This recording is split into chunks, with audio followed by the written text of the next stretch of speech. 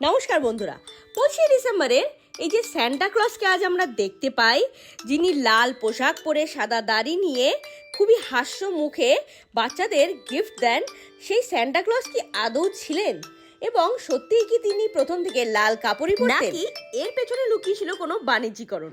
চলুন আজ সেটাই জেনে নেব। খ্রিস্টাব্দ 3য় শতকে আজকের তুরস্কে জন্মেছিলেন এক মহান মানুষ, সেন্ট নিকোলাস। খুবই ছোট বয়সে পিতামাতাকে হারিয়ে তিনি এক বিশাল সম্পত্তির মালিক হলেন, কিন্তু অন্যান্য মানুষের মতন সেই সম্পত্তির অধীন না হয়ে সেই সম্পত্তিকে তিনি কাজে লাগালেন গরিব মানুষের সেবার জন্য। একবার এক দরিদ্র পরিবার 3 মেয়ের বিয়ে দিতে পারছেন না। নিকোলাস গভীর রাতে তাদের জানলার পাশে ছুঁড়ে দিলেন 3টে সোনার থলি, যা গিয়ে পড়লো একটি মোজার মধ্যে।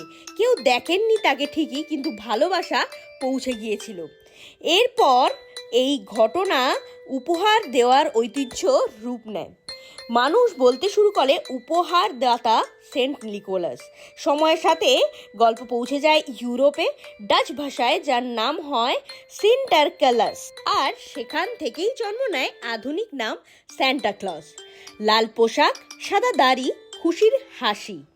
কিন্তু এই জনপ্রিয় চরিত্র বা এই জনপ্রিয় রূপটি কিন্তু প্রথম থেকেই আসেনি। প্রথমে কিন্তু স্যান্টা ক্লজকে সবাই সবুজ রঙের গাউনেই দেখতে পছন্দ করতেন। এরপর কোকাকোলা কোম্পানির একটি বিজ্ঞাপন এবং চিত্রশিল্পী এই সমস্ত কিছুর মাধ্যমেই তার এই আজকের আধুনিক রূপের জন্ম।